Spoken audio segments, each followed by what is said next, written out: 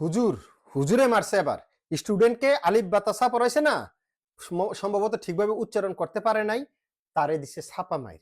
ভাই, এটা কি বাংলাদেশ? এটা তো বাংলাদেশ না, এটা তো ইটালি, ইউরোপ। আপনাকে বুঝতে হবে, এখানে মাদ্রাসার ভিতরে আপনি তাকে পড়াচ্ছেন, তার গায়ে হাত তোলার তো অনুমতি নাই আপনার। জিনিসটা তো বুঝতে হবে, তারে ছাপা মাইর দিয়া তাকে ছাগল সরিন্যা মাইর দিয়েছে, যার কারণে পুলিশ ওই হুজুরকে গ্রেপ্তার করেছে। জি, ঠিকই শুনছেন, ঘটনা ঘটেছে ইটালির আনকোনা শহরে। কেন ঘটলো এবং এটার কারণে আমাদের বাংলাদেশি কমিউনিটির অবস্থান আসলে কোথায় গিয়ে দাঁড়াচ্ছে সেটা নিয়ে একটু আলোচনা করতে চাই। তবে তার আগে বলে নিতে চাই আপনাকে অনেক অনেক বেশি ধন্যবাদ।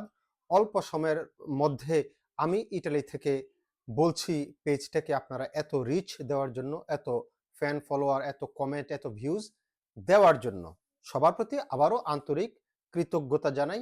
আমি ইতালি থেকে বলছি, পেজ থেকে।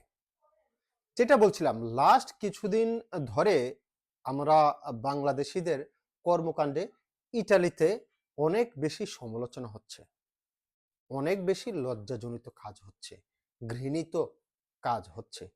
সেটার ধারাবাহিকতায় লাস্ট যদি আমি বলি, ওই যে ট্রিপল মার্ডার বলেন, তারপরে বউ যে টুনটুনি কেটে নিয়েছে হাজব্যান্ডের সেটা বলেন, মিলানোতে আপনার ওই যে কনসার্টে মারামারির কথা বলতে পারেন। তারপরে এক লোক দেখলাম যে আপনার নুলস্তা মানে দেশ থেকে লোক আনবে বলে 7 জনের কাছ থেকে 35,000 ইউরো নিছে।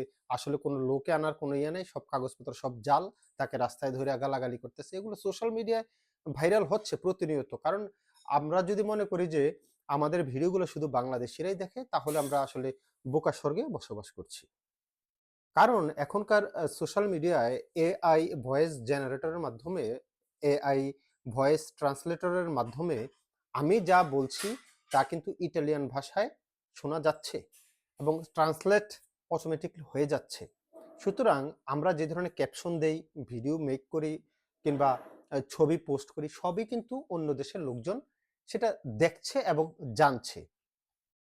তো লাস্ট কিছুদিন এ ধরনের অপকর্মের ধারাবাহিকতা বজায় রয়েছে আজকে পর্যন্ত, যেটা আমাদের বাংলাদেশি কমিউনিটিকে অনেক বেশি হতাশ করেছে, একই সাথে লজ্জা দিয়েছে। যাদের লজ্জা আছে আর কি, সব বাংলাদেশি তো আসলে লজ্জা না, এখানে আমরা যারা থাকি ম্যাক্সিমাম মানুষের এখানে আসলে লজ্জা শরম বলতে কিছু নাই, খুব কম, হয়তো 10%। অনেকে হয়তো আমার নিচে কমেন্টে এসে ভিডিওর নিচে গালাগালি শুরু করে দিবেন যখন আমি বলি যে আমরা অনেকেই এখানে মূর্খ, অথর্ব, অশিক্ষিত, অনেকেই গালাগালি করেন। গালাগালিটা কেন করেন?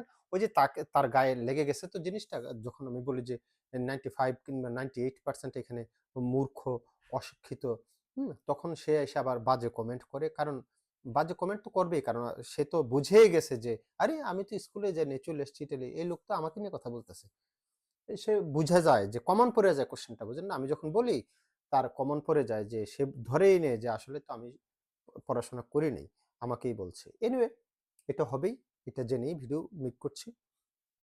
তো যেটা বলছিলাম, তো লাস্ট কিছুদিন ধরে যেভাবে চলে আসছে, আমাদের কমিউনিটি অনেক বেশি লজ্জাজনক অবস্থায় আছে। এবং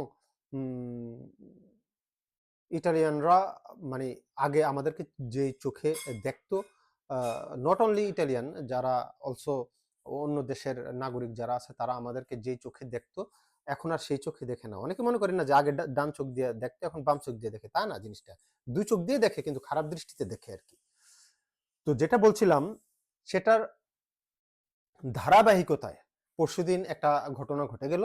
সেটা হচ্ছে আমাদের আনকোনাতে এক হুজুর, কারণ মসজিদে যিনি পড়ে আমরা তো হুজুর বলি।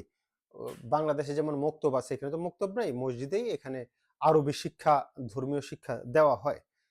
তো যারা এই ধর্মীয় শিক্ষা দিচ্ছেন তাদের মানে এই ধরনের কাজ কোন সেন্সে আপনারা করেন? মানে ইউরোপের নিয়ম কানুন কি আপনাদের জানা নেই? ইটালির নিয়ম কানুন কি আপনাদের জানা নাই? আপনি নিজের বাচ্চাকেই তো মারা যায় না। আমি আমার সন্তানদেরকে মারতে পারবো না। যদি সন্তানদেরকে আমি মারি, সেটার কারণে যদি ও পুলিশকে জানায় কিংবা অন্য কেউ দেখে যে তাকে আমি মারছি, অন্য কেউ দেখে ফেলছে, সে যদি পুলিশকে ইনফর্ম করে দেয়, সেক্ষেত্রে আমার কিন্তু খবর আছে, গ্রেপ্তারি পরোয়ানা জারি হবে, বাচ্চা নিয়ে যাবে পৌরসভায় এখানকার।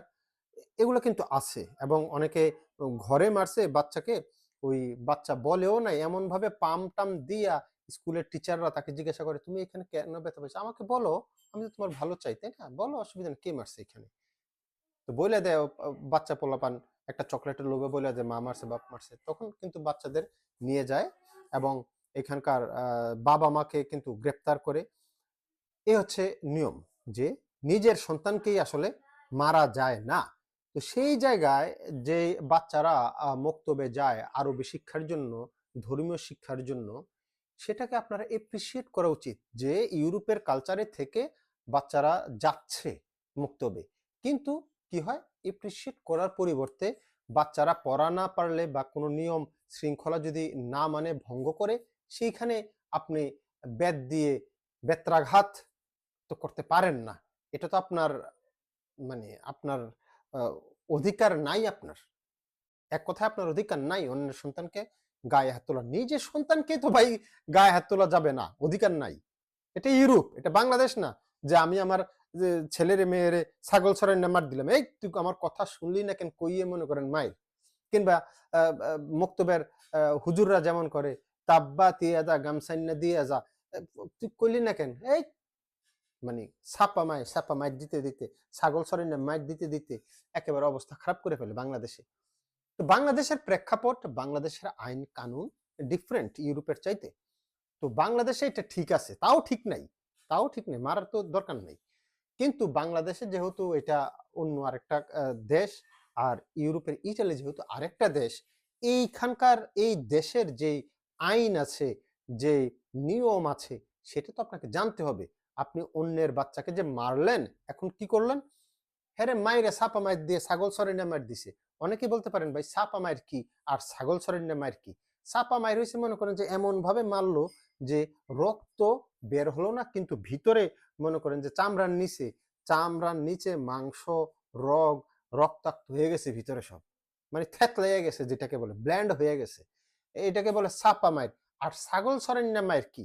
ছাগল ছড়াইনা মাইর অ্যাজ লাইক যারা মাঠে ঘাটে ছাগল নিয়ে, গরু নিয়ে চড়াইতে যায়, ঘাস খাওয়াইতে যায়, তখন অনেক ছাগল কি করে, কথা শোনে না রাখালের। রাখাল টানে ডান দিকে, ছাগল চলে যায় বাম দিকে। তখন হাতে একটা বাঁশের কঞ্চি থাকে, ওইটা দিয়ে কস কস করে মারে, ছাপা মাইর দেয়। ছাগল ছড়াইনা মাইর বলে এটাকে। তো এই ধরনের মাইর তাকে দিলেন। দেওয়ার পরে এখন কি হইল? পুলিশ প্রশাসন জেনে গেছে, কোনো না কোনোভাবে তাকে গ্রেপ্তার করেছে। গ্রেপ্তার এই লোককে করছে, কিন্তু সত্যিকার অর্থে শুধুমাত্র কি এই লোককে আসলে গ্রেপ্তার করছে, ওই হুজুরকে গ্রেপ্তার করছে? না, এটা টোটাল বাংলাদেশি কমিউনিটিকে গ্রেপ্তার করা। বাংলাদেশি কমিউনিটির নাম এখানে লজ্জাজনিতভাবে উচ্চারিত হবে। বাংলাদেশি লোকজন এমন করে বাচ্চাদেরকে মারে, পড়তে নিছে।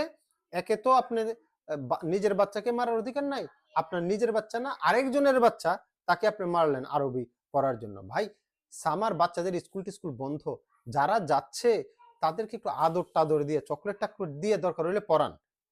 নিজের ধর্মের শিক্ষাটা আপনি দিতে পারেন, সঠিক শিক্ষা তাকে দিবেন, বাট তাকে তো মারার অধিকার আপনার নাই।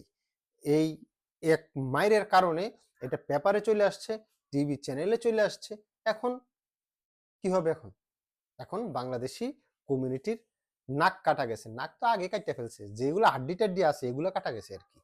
মনে করেন যে লাস্ট 1 মাস 1.5 মাস ধরে খুব বেশি প্রতিদিন কোনো না কিছু যেভাবে আমরা আকাম কুকাম করছি, বাংলাদেশের মান সম্মান যাই ছিল, কিঞ্চিত তো ছিল সরিষা পরিমাণ, সেটা পর্যন্ত গুঁড়া হয়ে গেছে, একেবারে ব্ল্যান্ড হয়ে গেছে। আফসোস, এতে করে দেশের মান সম্মান ভাব মূর্তি আসলে একদম শেষ। সবার কাছে রিকোয়েস্ট থাকলো, ভিডিওটা ছড়িয়ে দিবেন, বাচ্চার গায়ে হাত দিবেন না, মারবেন না, এ দেশের আইন সম্পর্কে জানুন। আর অন্যের বাচ্চার উপরে তো হাত তোলা একেবারেই, ভাই নিজের বাচ্চারই তুলতে পারবেন না, আর অন্যের বাচ্চা। এনিওয়ে, কাজটা কি হুজুরে ঠিক করছে? কমেন্ট বক্সে একটু কমেন্ট করেন। থ্যাংক ইউ সবাইকে।